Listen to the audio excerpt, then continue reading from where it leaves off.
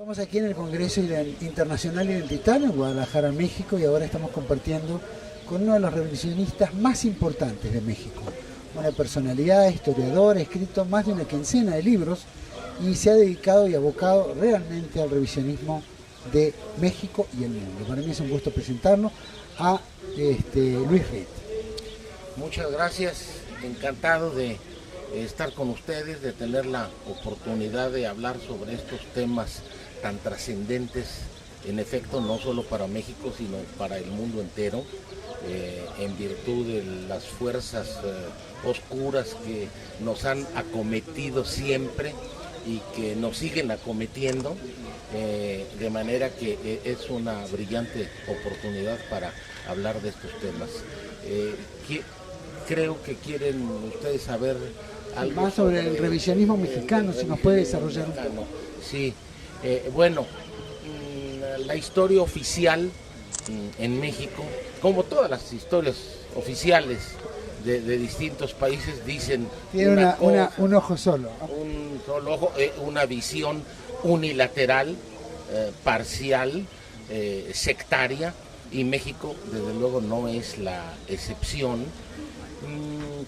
Sin embargo, a pesar de la historia oficial, y aquí es donde quiero entrar al tema, a pesar de la historia oficial que permea desde mediados del siglo XIX en nuestro país, en mi país, ha existido, sin embargo, una pléyade de historiadores, de pensadores, de escritores, que no se llamaba en aquel tiempo o no se denominaba una corriente revisionista, no era el término que se utilizaba, por lo menos en la acepción como lo entendemos hoy o la entendemos hoy, pero de alguna manera o de muchas maneras refutaban la historia oficial. Entonces los podemos considerar, aunque ellos no se denominaran así, pues como revisionistas del siglo XIX.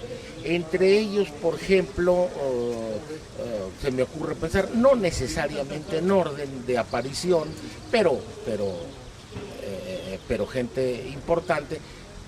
Por ejemplo, el historiador yucateco don Antonio Gibaja y Patrón, que es desconocido, inclusive para los mexicanos, por revisionista.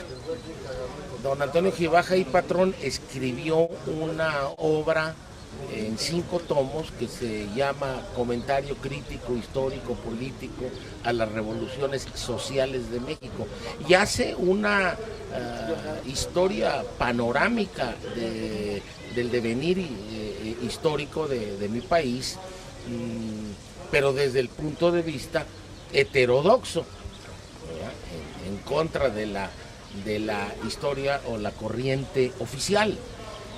Otro historiador de este tipo fue un distinguido abogado zacatecano, don Ignacio Álvarez, que también, él en 6 tomos publicó una obra denominada Historia General de México en 1877, donde también habla de estos temas. ¿A qué temas me estoy refiriendo? Bueno, que contrario a la historia oficial, pues se elogia ahí la figura del gran conquistador que fue Hernán Cortés, ¿verdad?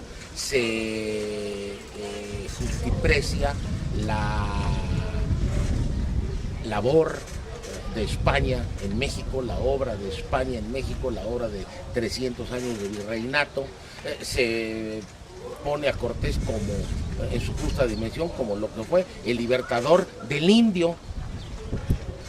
Hernán Cortés fue el libertador del indio, porque llega con no más de 500 militares o acompañantes para conquistar un imperio de 6 millones de seres humanos, ¿no? Que se extendía hasta Mesoamérica, ¿no? Centroamérica, ¿no? Claro, parte de Centroamérica. ¿Y por qué? Pues porque el imperio azteca, a pesar de su grandeza, pues era una tiranía terrible y tenía oprimidos al resto de los pueblos indios, de manera que cuando llega Cortés se le unen. Entonces resulta que los autores en gran parte de la caída de la Gran Tenochtitlán, el 13 de agosto de 1521, que es cuando se inicia de hecho el virreinato de la Nueva España, la inmensa mayoría de quienes sitian y vencen a los aztecas son los indios, cholultecas, tlaxcaltecas, los de Azcapotzalco, los de Tacuba, en fin, en un conglomerado uniforme para derrocar a la dictadura azteca. Y luego tenemos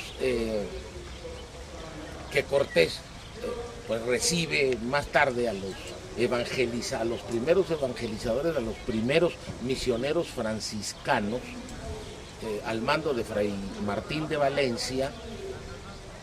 Él los recibe él con sus entorchados, con su armadura, y como gran señor, el gran conquistador, a quienes la nobleza azteca pues ya respetaba, ya veía como el gran Teúl, ¿verdad? ¿Y qué hace Cortés? Que ante los misioneros que llegaron por Veracruz al mando de Fray Martín de Valencia, con hábitos raídos, con los casi descalzados, porque traían los guaraches pues ya en pésimas condiciones, llenos de polvo, ellos. ¿Qué hace Cortés cuando los recibe? Cortés se postra ante Fray Martín de Valencia y se persigna. Entonces, imagínense ustedes el impacto brutal que causa esto psicológicamente en la nobleza azteca. Entonces dicen, bueno, si este es el gran capitán y nos venció, y él va a propósito, ¿quiénes son los que llegan? ¿Verdad? Y que se postra ante un Dios superior, ¿verdad? Ante Jesucristo, Hernán Cortés. Entonces ahí es de hecho el principio de la evangelización.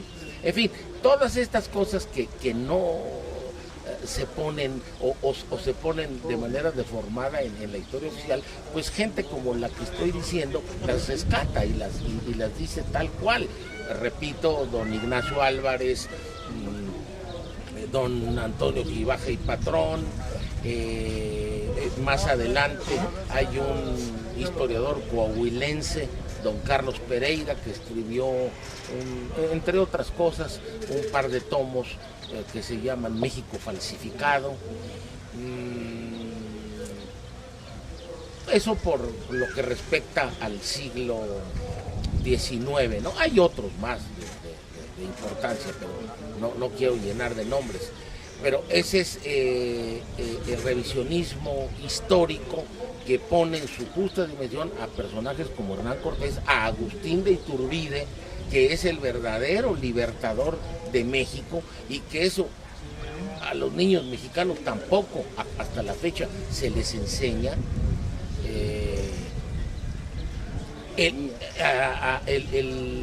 Don Agustín de Iturbide además es el creador de la bandera mexicana, el verde, blanco y rojo, que significa unión, religión, independencia.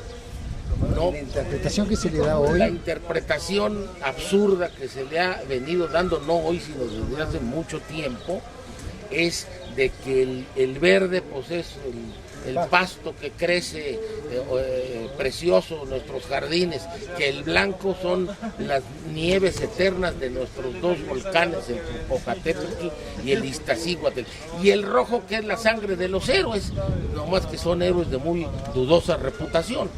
Eso es falso. El simbolismo auténtico, verdadero, real de los colores de la bandera nacional mexicana son unión, religión e independencia. Entonces, muchos historiadores han dicho la verdad sobre estas cosas, entre ellos tu servidor. Salvador Borrego también escribió. Sí, por supuesto. Digo, estaba yo refiriendo primero a lo del siglo XIX. En el siglo XX, Ha habido historiadores ya desaparecidos, como entre otros, no puedo mencionar a todos, don José Fuentes Mares, un ilustre historiador chihuahuense, abogado, que tiene, entre otras cosas, una tetralogía sobre Juárez, que se llama Juárez y la República, Juárez y los Estados Unidos, Juárez y la Intervención, Juárez y la República, donde se pone pues, en su sitio a Juárez, ¿no? Hubo otro historiador extraordinario, mexicano, regiomontano, oriundo de esta gran ciudad industrial de Monterrey, don Alfonso Junco. Él escribió, entre otras cosas, libros como Un siglo de México, escribió otro libro que se llama Juárez Intervencionista y muchos más, y desde luego estoy hablando, digamos, ya de 60 años para acá o de 50 años para acá, pues don Salvador Borrego, que escribió en 1964, estamos hablando de México, una obra extraordinaria que se llama América Peligra.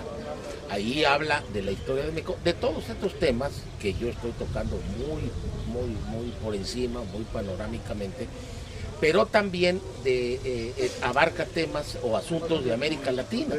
Habla de Iberoamérica, mejor dicho, acabo de cometer un lapsus, efectivamente es Iberoamérica o Hispanoamérica, claro.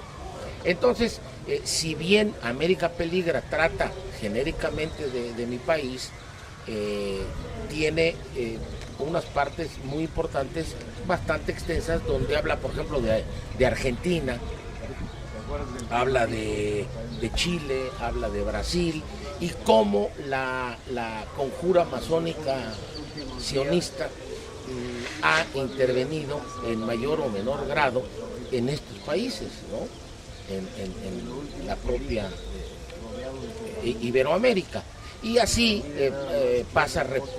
repasa pues los asuntos, por ejemplo, los gobiernos militares en Argentina, el general Onganía, Lanusse, habla de Brasil, de Castelo Branco, de João Goulart, cuando cayó João Goulart en los años 60, que estaba comunizando Brasil, lo de Pinochet con Allende, en fin, se hablan de varias cosas. Entonces esto pues es parte, desde luego, del revisionismo, ¿no? Por mi parte, pues yo he escrito sobre todo cuestiones de México, sobre Juárez. Tengo un libro que se llama Al servicio del enemigo de México, la verdad sobre Juárez y el Partido Liberal, que en este momento desafortunadamente está agotado, ya van 3 ediciones, espero sacar la 4ª este mismo año, antes de que termine el 2015. Y tengo, entre otros, un libro que se llama Los Generales, el general Manuel Ramírez de Arellano, el artillero de Maximiliano, que combatió a los americanos en Chapultepec cuando nos fuimos despojados de más de la mitad de nuestro territorio, y luego este hombre se afilió al movimiento conservador y luchó contra Juárez. Todos estos personajes, Joaquín Miramón, por ejemplo, tengo un libro sobre él, es el hermano del famoso general mexicano Miguel Miramón, fusilado junto con el emperador Maximiliano y el general Tomás Mejía, la trilogía Maximiliano, Miramón y Mejía, ejecutada en el Cerro de las Campanas, en Querétaro, el 19 de junio de 1867, y que fueron vencidos más que por Juárez, por la intervención masónica americana a favor de Juárez, ¿verdad? Porque Juárez es el primero que recurre a la ayuda extranjera, no los conservadores mexicanos. Juárez metió a la flota americana al Golfo de México en 1860. No solo eso, sino con eso ganó la guerra civil en 1860 y luego contra el imperio de Maximiliano. Hay un dato curioso: en 1869, el 21 de marzo, día que Juárez cumplió 63 años de edad, un cubano que le había servido de agente para comprar armas en Estados Unidos, le mandó la bandera de las barras y las estrellas que había ondeado en uno de los barcos americanos que habían invadido Veracruz el 6 de marzo de 1860. Esos barcos que intervinieron ahí fueron el Wave, el Indianola y el Saratoga, que aprendieron a los buques mexicanos que iban a capturar a Juárez. Entonces,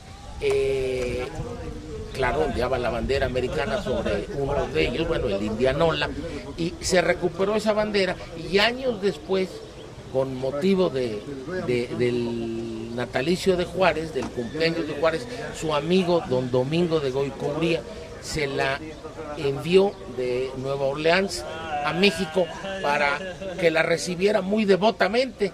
Entonces, ese es nuestro máximo héroe, entre comillas. El máximo héroe mexicano pues fue un instrumento del mal llamado imperialismo yanqui, porque es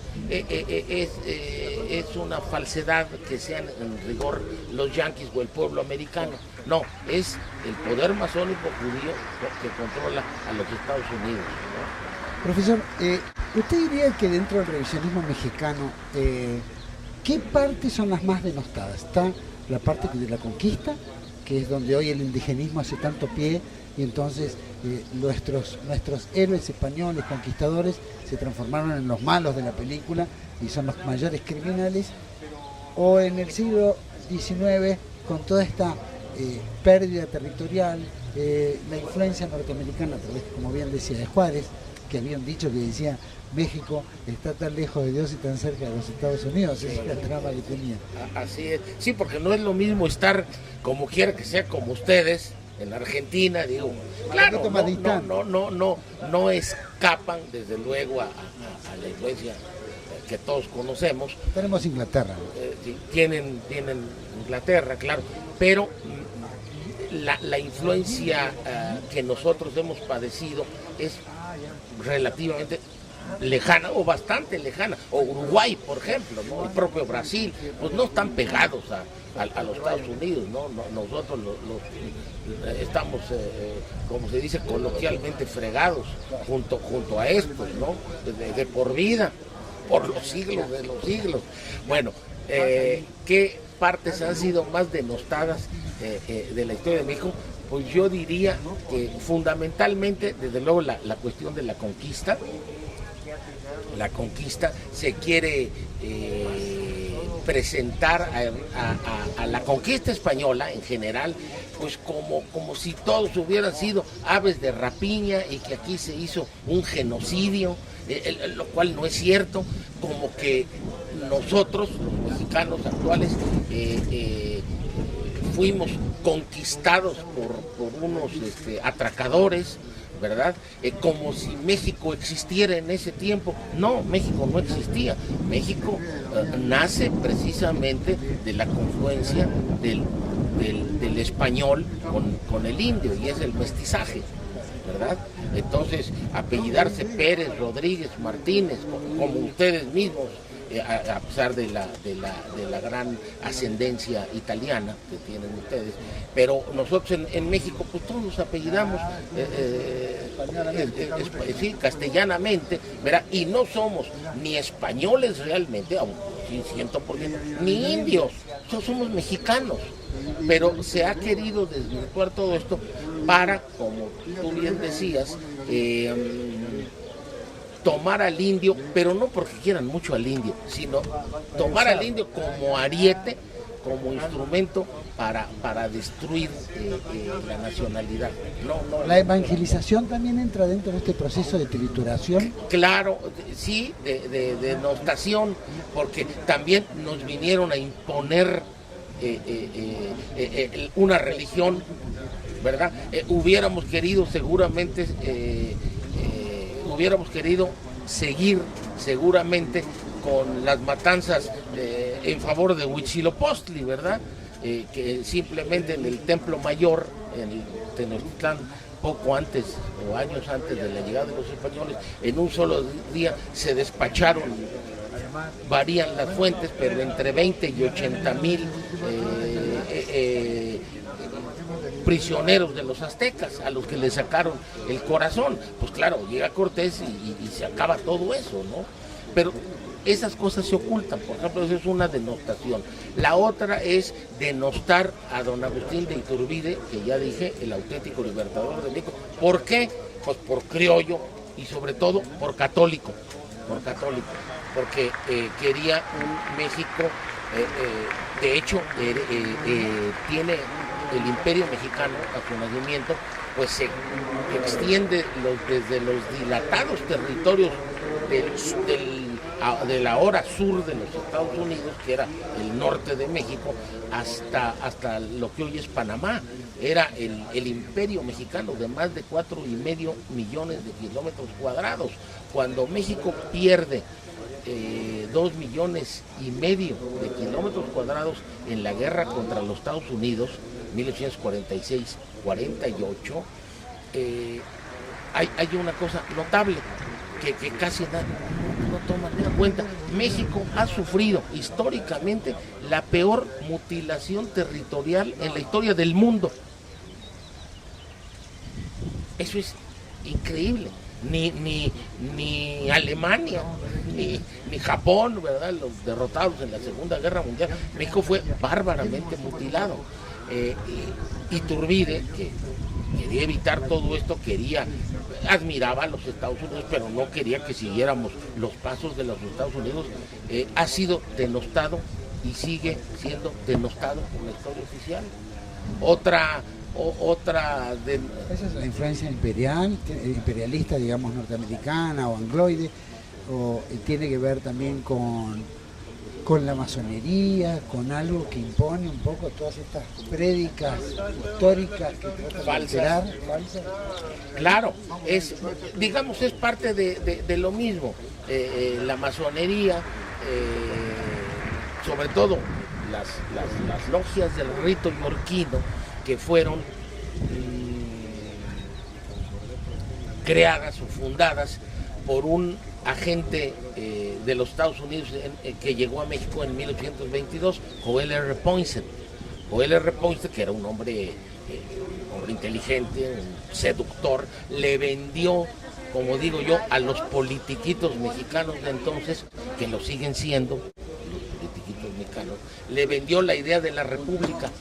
Y México no estaba preparado para hacer una república porque no teníamos una tradición republicana. Teníamos 300 años de virreinato. Entonces, lo que en Estados Unidos sí servía y que se constituyeron de acuerdo a cómo estaban organizados, es decir, la república en los Estados Unidos unió lo disperso. En México la república dispersó lo unido. Entonces, eso es lo que quería evitar Iturbide, pero a lo que vino Poinsett, a venderle la idea a los mexicanos de que proclamando la república, como por arte de magia, nos convertiríamos de la noche a la mañana en otros Estados Unidos, lo cual era absolutamente falso, por razones de raza, de costumbres, de religión. Hay incompatibilidad Absoluta, lo cual no quiere decir que tengamos que ser enemigos, pero cada quien por su camino, por su trayectoria. Entonces esto nos dañó gravemente y entonces tuvimos estados, o sea, el estado de Michoacán, el estado de Jalisco, el estado de Chihuahua, cada uno con su constitución política del estado libre y soberano de Michoacán. Constitución política del Estado libre y soberano de Jalisco, Constitución del Estado libre y soberano de Puebla, y así por el estilo. Entonces se fragmentó todo aquello en lugar de preservar la unidad.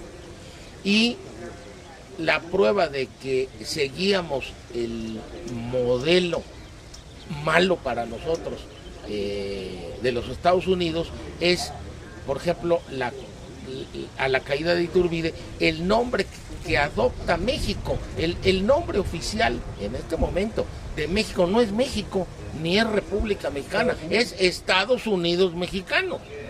Ese es el nombre oficial, por amor de Dios.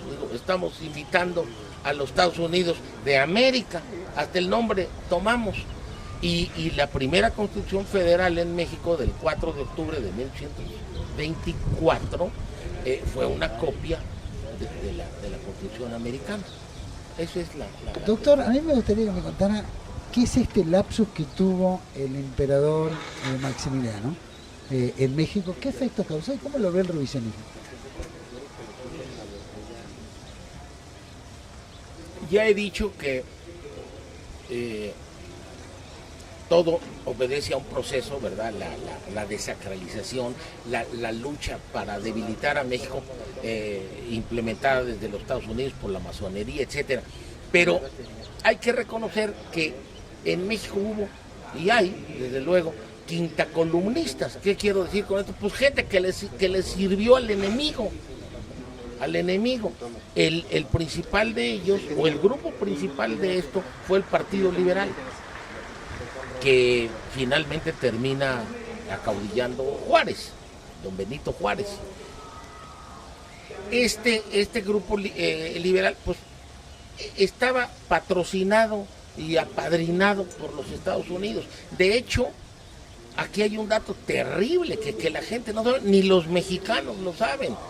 En 1947, que termina la guerra con la derrota de México, entra el 15 de septiembre de 1847, el general Winfield Scott, comandante de las tropas americanas, a la Ciudad de México. Entonces ocupan la Ciudad de México, México es derrotado, en fin, bueno. Se establece aquí la ocupación y con lo que viene la firma de los tratados de paz, pues permanecen las tropas americanas de ocupación en la capital del país. Y el ayuntamiento liberal de la Ciudad de México, presidido por un señor que se llamaba Francisco Suárez Iriarte, le ofrece el 30 de enero de 1848 un banquete al general Scott y a su Estado Mayor en un lugar que ahora es pues turístico, tanto nacional como extranjero, que se llama el Desierto de los Leones, en las afueras de la Ciudad de México, por el rumbo de Coajimalpa. Ahí hay un convento, un antiguo convento, y ese lugar se escogió para ofrecerle un ágape, una comelitona, como decimos en México, al invasor, y allí se brindó por la derrota de México y se pidió que no solo se llevaran o terminaran de llevarse Nuevo México, Arizona, California, ya se habían incorporado Texas, sino que de plano nos terminaran de incorporar a todos. Eso lo hizo el Partido Liberal. Esas glorias las heredó después Juárez, que 20 años después o 15 años después, pues seguía combatiendo a los conservadores mexicanos, a los que se moteja como traidores, porque oficialmente son traidores de la historia oficial. ¿A qué viene todo esto? Pues a que los conservadores dijeron: podemos en el libre juego de las fuerzas nacionales vencer a Juárez, pero no podemos vencer a Juárez y a los Estados Unidos juntos. De ahí que se vuelven los ojos a Europa para tratar de poner un dique al expansionismo yanqui, a la intervención americana. Acuérdense ustedes, los americanos o los estadounidenses, para no cometer otro dislate, los estadounidenses tenían como inspiración mental, religiosa, el Destino Manifiesto.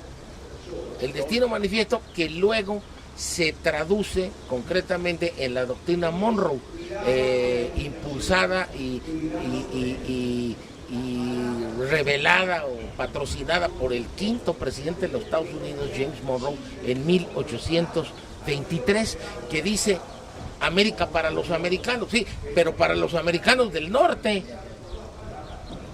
¿verdad? Por eso no permitían o no quisieron que en América prevaleciera la influencia europea y mucho menos que hubiera monarquías. Por eso Centroamérica pues fue dividida en republiquitas, con todo respeto para los centroamericanos, El Salvador, Honduras, ya lo decía. Todo territorio mexicano. Entonces pues, íbamos a hacer insignificancias, digo, a estos países en el concierto de las naciones. Entonces, es en ese contexto histórico cuando viene Maximiliano, que no vino como archiduque de Austria, sino como emperador de México, y resultaba más patriota que Juárez, a pesar de que él era liberal, era un liberal romántico, muy al estilo del siglo XIX, pero que nunca tuvo, desde luego, el reconocimiento diplomático de los Estados Unidos, que seguían reconociendo a Juárez, y de hecho lo armaron y lo patrocinaron para que venciera el imperio. El imperio mexicano del emperador no fue derrumbado o vencido por los mexicanos, fue vencido por los Estados Unidos. Esa es la realidad. Claro, perdón si digo todo esto muy panorámicamente, ¿no? Es muy importante para nosotros tener un conocimiento por lo menos global y puntual de diferentes temas, porque nos ha ocurrido mucho a nosotros en nuestra historia, sin ser quebrados, digamos, fuera de diferentes gobiernos liberales que han venido después de la caída de Juan Manuel de Rosas en 1852. Sí, yo entiendo que, o quiero suponer, ustedes me rescatarán de la ignorancia, pero quiero suponer que uno de los grandes calumniados, no lo sé bien, pero creo que sí, uno de los grandes calumniados de la historia argentina es el brigadier Rosas. ¿Estoy en lo cierto? Gracias al revisionismo histórico lo recupera a partir de mediados del siglo XX.